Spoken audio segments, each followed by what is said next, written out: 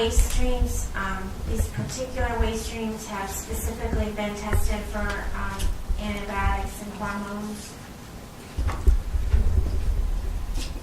I don't believe those were in the list of what we got results back for now. So you didn't request them and they just haven't been tested? Yeah. Okay. I understand your response earlier, but I was just wondering if there is any specific data on these waste streams. That's it for now. I have another one, but I have to think about it. Okay. Any other questions? Tom? Are you aware of any endocrine disruptors in these materials? Again, we've not done analysis for those materials, so we couldn't speak definitively. Okay, so you don't know. Okay, the answer is you don't know of any, but you haven't analyzed, so you can't say they're not there either. That's correct. Thank you. Any other questions? There was a comment made about the 700 acres of property where this would be applied bordering the Pamunkey River. Is that the case? Is it 700 acres, and how close is the Pamunkey River to the land application area? I mean, we'll get one of the field books, and we should be able to demonstrate that for you. Thank you. It's adjacent. Well, The property may be adjacent, but the field may not. Correct. We've got the field book. We'll be able to show you that. While we're waiting for that answer, there was a comment made about regulations not designed for industrial resident. Can you comment on that? Yes, sir. The VPA regulations are designed to address activities which are not point source discharges, and they're designed around the preventing or reducing the potential to discharge. And so the comments that have been made regarding there should be more specific requirements placed on these materials, the nature of the flexibility that is intentionally built into the VPA regulation gives us we take a broad look at each individual material. For biosolids, we know as a group generally what is to be considered in that material, and in general what precautions must be taken.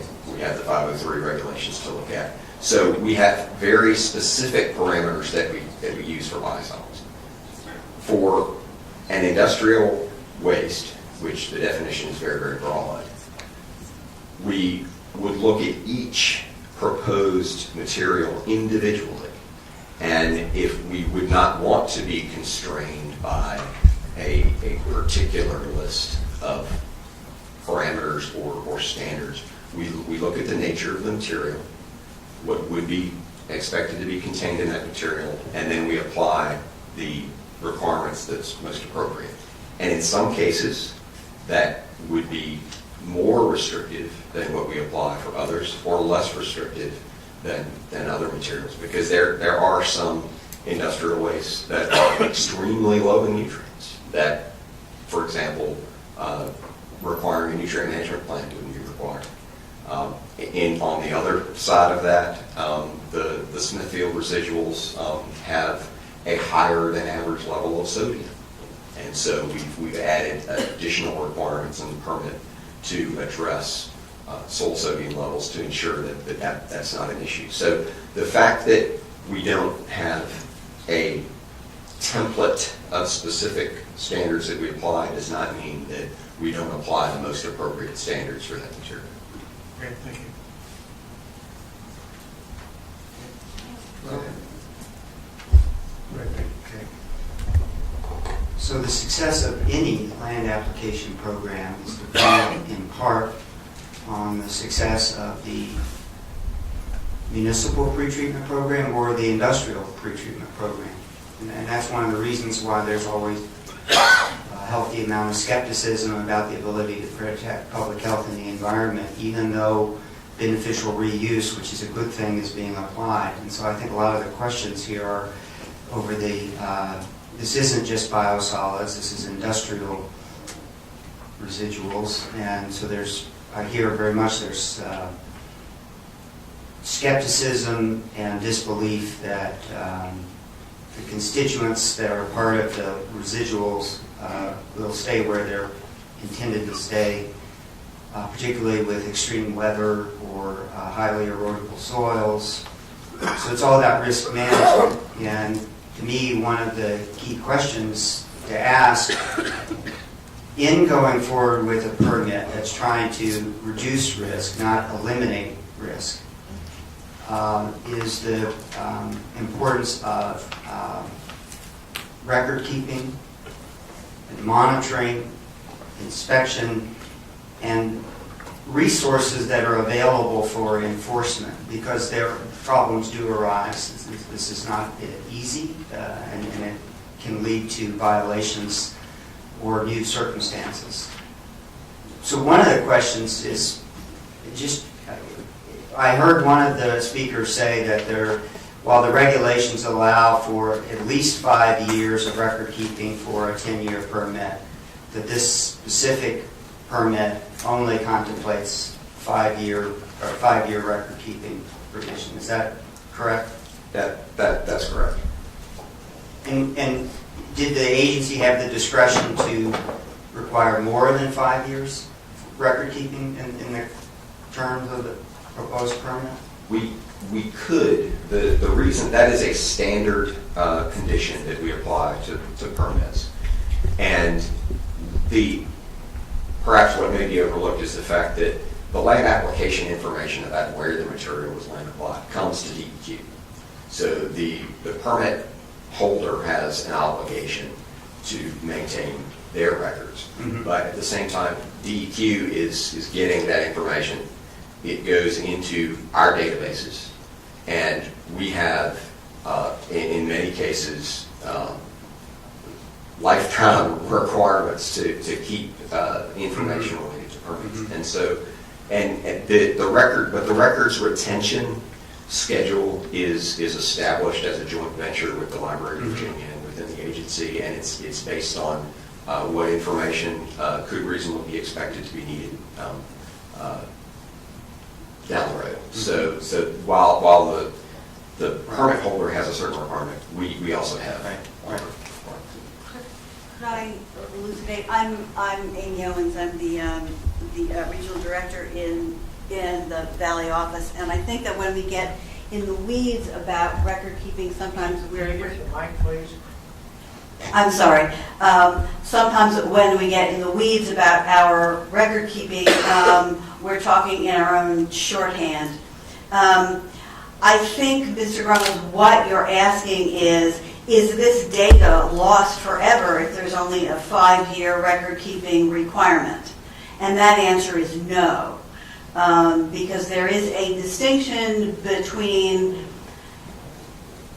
original documents, pieces of paper that we get, versus data sets which go into our KEDS environment, which stands for Comprehensive Environmental Data System.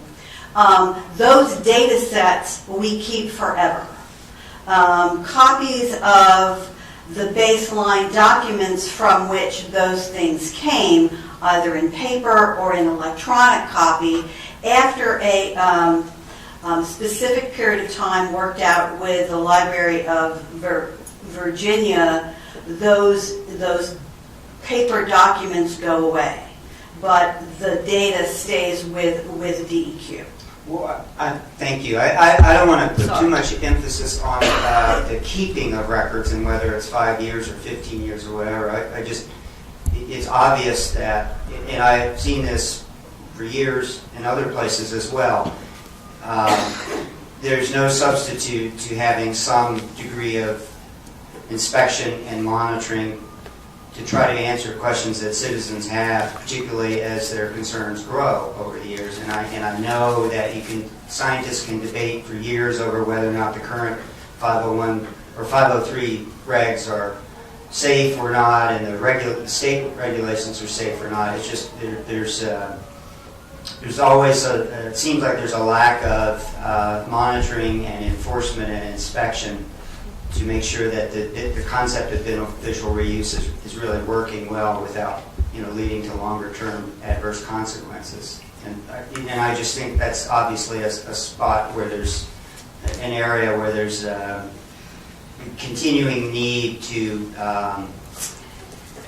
maybe trust or not trust, but definitely verify after the application occurs. And I also know that since it's not inside an industrial setting or a municipal treatment plant, but it's out in the environment, there are a lot of weather conditions, changes. It's a much more variable environment. And so what may be a safe application under the permit, there just need to be built-in safeguards, and sometimes there's a lack of resources or a lack of information about potential pathways down the future. So that was the question was about the record keeping, and I think it's more than record keeping. It's making sure that this new permit, and I personally like the idea of having watershed-based permits where more than one source. There's some efficiencies. It's not always a bad thing to have one broader umbrella permit as opposed to 3 or 6 or 7 separate permits. But I do think that there's there's a uniqueness to this permit for the industrial residuals, and that means it needs additional provisions for monitoring and safeguarding, record keeping to assess over a period of time. Is there a built-in revisiting? Is it a 10-year permit?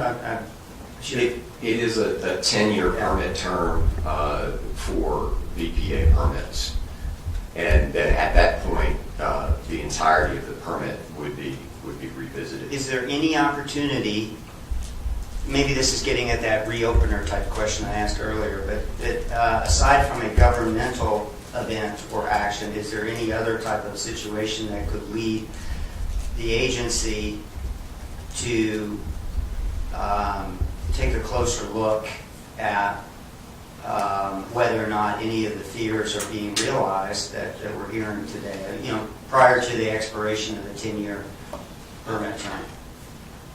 Again, we're paying very close attention to the research that's being done. We have a lot of really good, solid research and methodology for finding and detecting things. But as that research moves over in the spectrum towards the transport mechanisms and biological, ecological toxicity, we're paying attention to that. So certainly, as that spectrum narrows as far as our knowledge of specific applicability to these materials, we have the mechanism to address the requirements. Mr. Faber, If I could, thank you, Mr. Chairman. I just wanted to make a comment about the resources issue that Mr. Grumbles mentioned. Back in, I think it was 2007 when this program was first proposed to come back to the DEQ. The patron at the time was talking to us about it, and I said, we can't do it without the resources. At that time, the health department had 2 positions dedicated to this program. I told them we needed 20, and it's a fee-funded program, and we have had close to that number. Things change, but we've had close to that number, and we have, as you heard mentioned earlier, inspected over 80% of the land applications. Now that focuses primarily on compliance with the rules, but our calculus at the time was that the health department knows what it takes to protect the public, and we're going to be guided by what the health department tells us. And we have a lot of experience with protecting groundwater and surface water and that sort of thing. And so we understand that the public has a lot of anxiety about this, and so the idea behind that was to, in fact, focus on compliance and make sure that we've got boots on the ground to identify whether or not our rules are being complied with. So more than any other program when it comes to compliance inspections, this has been a well-resourced program because it's fee-funded. And so I just wanted to note that if you compare this to our compliance efforts or our compliance resources in other programs, this is probably better resourced than most of our other programs. Good, thank you. Bertie, you got a question?